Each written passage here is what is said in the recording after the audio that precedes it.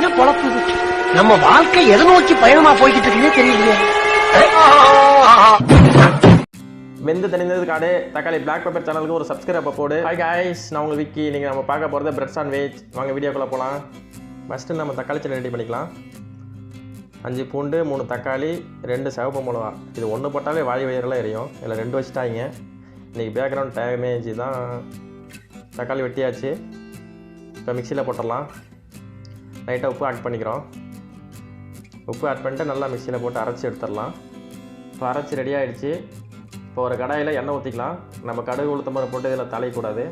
நம்ம அரைச்சி வச்சதை எடுத்து அப்படியே இதில் ஊற்றுறோம். ஊற்றிட்டு நல்லா ஒரு 10 நிமிஷம் கொதிக்கணும். தக்காளி இருக்கிற தண்ணி எல்லாமே நல்லா வற்றணும். அப்படின்னா தான் நம்ம ப்ரெட்டில் அப்ளை பண்ண முடியும்.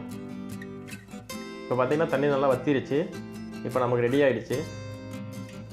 ஒரு பவுலில் மாற்றியாச்சு. இது ஒரு பக்கம் இருக்கட்டும். நம்ம அடுத்து சாண்ட்விச் எப்படி பண்ணுறதுன்னு பார்க்கலாம். நம்ம பட்டர் எடுத்துருக்கோம். நெய் இருந்தால் நெய் பெஸ்ட்டாக இருக்கும். பட் நெய் இல்லாதனால நம்ம பட்டர் எடுத்துருக்கோம். நம்ம வீட்டில் செய்யும்போது நெய் எடுத்துக்கலாம். கல் ரொம்ப சூடாகிடக்கூடாது. ஏன்னா ப்ரெட்டு வந்து கருகிடும். ப்ரெட்டு வந்து ப்ரௌன் கலரில் இருக்கணும். அதே சமயம் மொறுமொறுன்னு வரணும். நெய் கொஞ்சம் தாராளமாக இருக்கணும். நெய் கொஞ்சம் நிறையா இருந்தால் தான் வந்து நம்ம ப்ரெட்டு மொறுமொறுன்னு வரும்.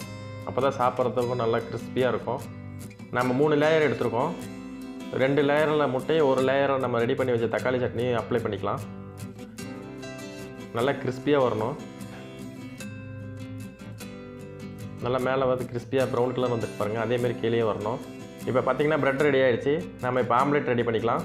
ப்ளைன் ஆம்லேட்டாக போடணும். வெங்காயம் எதுவும் ஆட் பண்ணக்கூடாது. நான் 1 முட்டை சேர்த்துருக்கேன். நீங்கள் எத்தனை முட்டை தேவையோ அத்தனை முட்டை போட்டுக்கலாம். 2 போட்டுக்கலாம், இல்லை 3 கூட போட்டுக்கலாம். உங்கள் விருப்பம். இப்போ நம்ம தோசைக்கல்லில் ஊற்றிக்கலாம். இதெல்லாம் ப்ரிப்பேர் பண்ணும்போது நமக்கு வந்து தீ வந்து மிதமான சூட்டில் இருக்கணும்.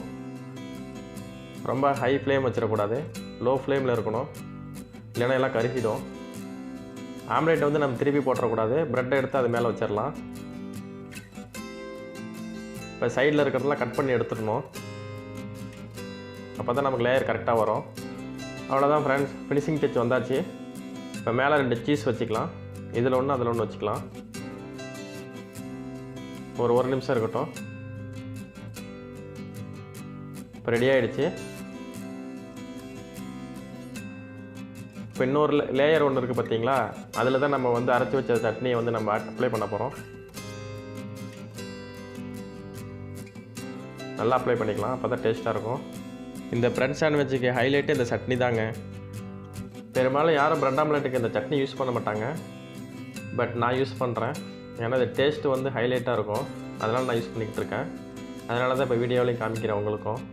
இல்லாட்டினா ப்ரெட் ஆம்லேட்டுக்கு ஒரு ஆம்லேட்டு, ப்ரெட்டு, சீஸு இது 3 போதுமானது ப்ரெட் ஆம்லேட்டுக்கு. வேறு எதுவும் போட தேவையில்லை. சும்மா 3 நிமிஷத்தில் முடிச்சிடலாம். பட் இந்த சட்னி நம்ம வைக்கிறதுனால டேஸ்ட்டு வேறு லெவலில் இருக்கும். இந்த சட்னி வந்து உங்களுக்கு ஆப்ஷன் தான். நீங்கள் வேணும்னா யூஸ் பண்ணிக்கலாம். இல்லாட்டினா நம்ம வந்து கடைசியாக பார்த்தோம் இல்லைங்களா, ப்ரெட்டு, ஆம்லேட்டு, சீஸ் இது 3மே போதுமானது. இப்போ ஃபினிஷிங் டச் வந்தாச்சு. கெச்சப் வேணால் கெச்சப் ஊற்றிக்கலாம். இல்லைனா நம்ம அப்படியே சாப்பிட்னாலும் சாப்பிட்லாம். சுவையான ஈஸியான ஒரு பிரேக்ஃபாஸ்ட் ரெடி ஆகிடுச்சு. இப்போ நம்ம டீ போட்டுக்கலாம். இப்போ நம்ம புதினாத்தில் ஆட் பண்ணுறோம். லைட்டாக லெமன் புளிஞ்சிக்கலாம். இது பிளாக் டீ ஃப்ரெண்ட்ஸ். பால் டீயோட பிளாக் டீ உடம்புக்கு நல்லது. அதனால் பிளாக் டீ போட்டிருக்கேன். ஓகே காய்ஸ், இந்த வீடியோ உங்களுக்கு பிடிச்சிருக்குன்னு நம்புகிறேன். மறக்காமல் சப்ஸ்கிரைப் பண்ணுங்கள், கமெண்ட் பண்ணுங்கள், ஷேர் பண்ணுங்கள். மீண்டும் இன்னொரு வீடியோவில் சந்திப்போம். Okay bye.